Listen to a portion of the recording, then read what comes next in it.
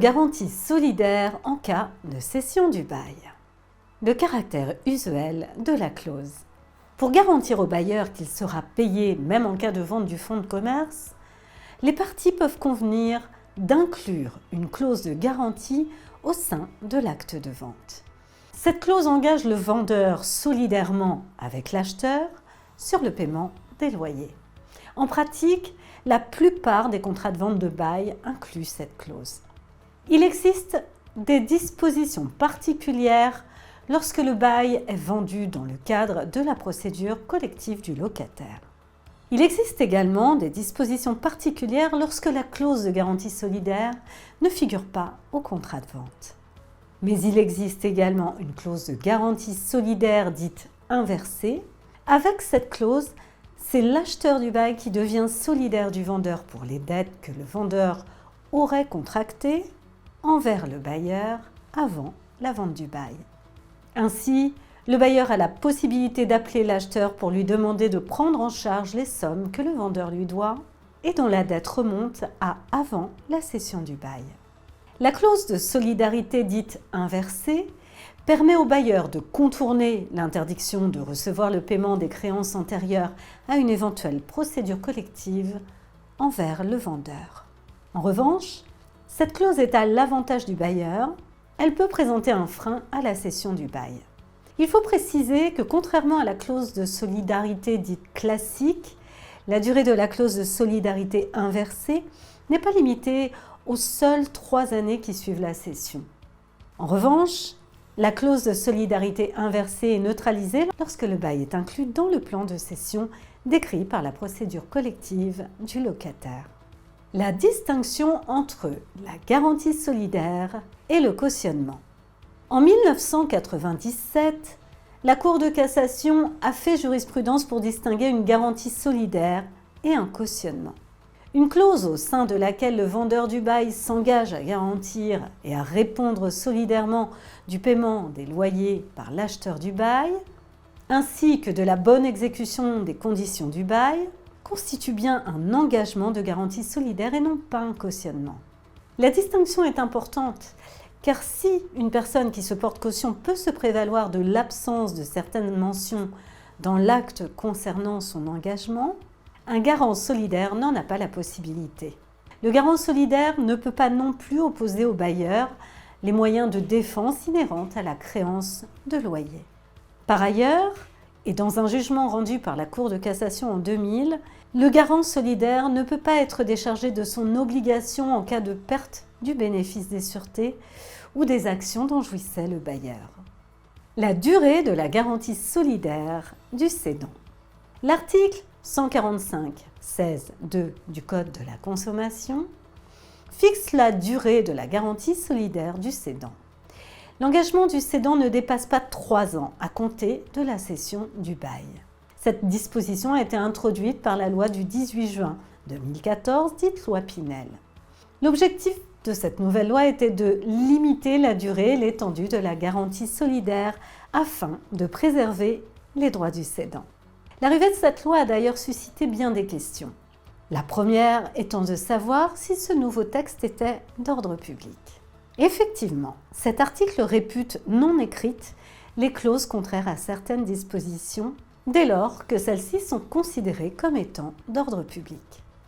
En 2018, la Cour d'appel de Paris juge que ce nouveau texte de loi n'est pas d'ordre public. Puis l'année suivante, la Cour de cassation juge qu'au contraire, ce nouveau texte est bien d'ordre public. Ainsi, la durée de la garantie solidaire est bien limitée à 3 ans après la signature de l'acte. Une clause qui viserait à l'allonger ou la raccourcir serait réputée non écrite. Puis s'est alors posé la question de savoir quels baux commerciaux étaient concernés par la loi du 20 juin 2014. S'agissait-il des baux commerciaux conclus ou renouvelés avant le 20 juin 2014 ou uniquement de ceux conclus ou renouvelés à partir du 20 juin 2014 ? Plusieurs cours d'appel ont retenu pour point de départ la seule date de cession du bail.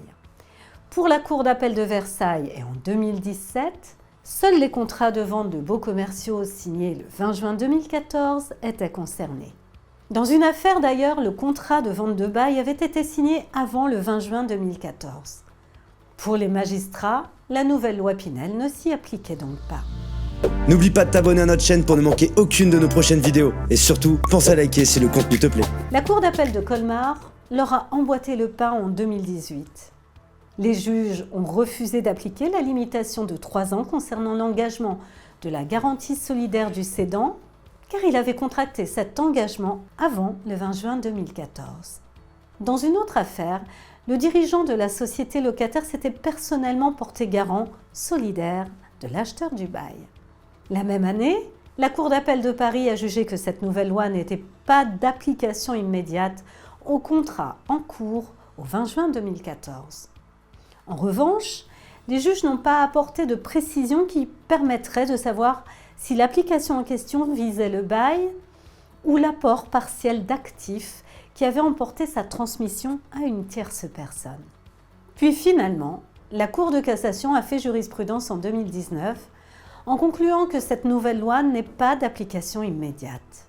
Les juges ont argumenté le fait que cet article ne répond pas à un motif impérieux d'intérêt général qui justifierait son application immédiate. Par ailleurs, la garantie solidaire du cédant n'est pas un effet légal du contrat, mais est régie par les volontés des parties.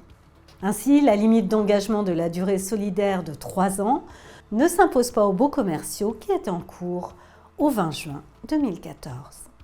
Certains ont bien tenté de renvoyer la loi au Conseil constitutionnel, mais en 2020, la Cour de cassation a jugé que ce renvoi n'était pas nécessaire. Pour la petite histoire, le fait de pouvoir appliquer une loi à des contrats conclus antérieurement à cette loi serait en violation des articles 4 et 16 de la Déclaration des droits de l'homme et du citoyen du 26 août 1789. En revanche, la limitation de l'engagement de la caution solidaire à 3 ans ne concerne que la solidarité du cédant. Les clauses de solidarité dites inversées, qui imposeraient donc que le vendeur soit solidaire de l'acheteur pour les loyers échus avant la vente, ne sont donc pas concernées. Pour le texte de loi, le point de départ du délai de 3 ans est la date de la signature de la cession du bail. Pourtant, certains avanceraient que la cession pourrait n'être opposable au bailleur qu'à partir du moment où la cession lui était notifiée. À ce stade, il reste un vide juridique. Effectivement, l'expiration du délai de 3 ans met fin à l'obligation du garant. Ce dernier n'est donc pas tenu de régler les dettes nées après le délai de 3 ans. Pour autant, on ne sait pas si le délai de 3 ans met un terme à son obligation de règlement. Le bailleur pourra-t-il le poursuivre au-delà des 3 ans pour des dettes nées durant la période au cours de laquelle il a été garant? Il s'agit là d'un vide juridique. Apportons quelques précisions sur ce sujet. Avant la loi Pinel, les tribunaux considéraient que la clause de garantie solidaire engageait le vendeur sur le paiement des loyers pendant toute la durée du bail commercial. C'était un jugement qu'avait rendu la Cour de cassation en 1995.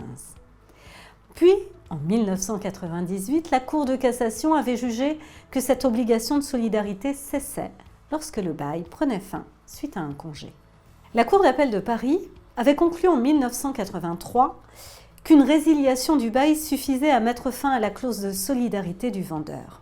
Puis en 2006, la Cour de cassation avait jugé que même une résiliation à l'amiable suffisait pour mettre fin à la solidarité du vendeur du bail envers les loyers de l'acheteur. En 2021, la Cour de cassation a eu à juger un bail commercial qui avait eu plusieurs acheteurs après le vendeur initial. Les juges ont considéré que ce vendeur initial restait garant de tous les acheteurs successifs, mais uniquement dans la limite de la durée de son bail initial. Dans une autre affaire, les parties avaient limité la clause de solidarité sur une période définie au sein du bail commercial. Cette limite de solidarité était reprise dans l'acte de vente du bail. La Cour de cassation a conclu en 1999 que l'obligation de garantie des loyers du vendeur du bail devait effectivement s'arrêter à la date convenue.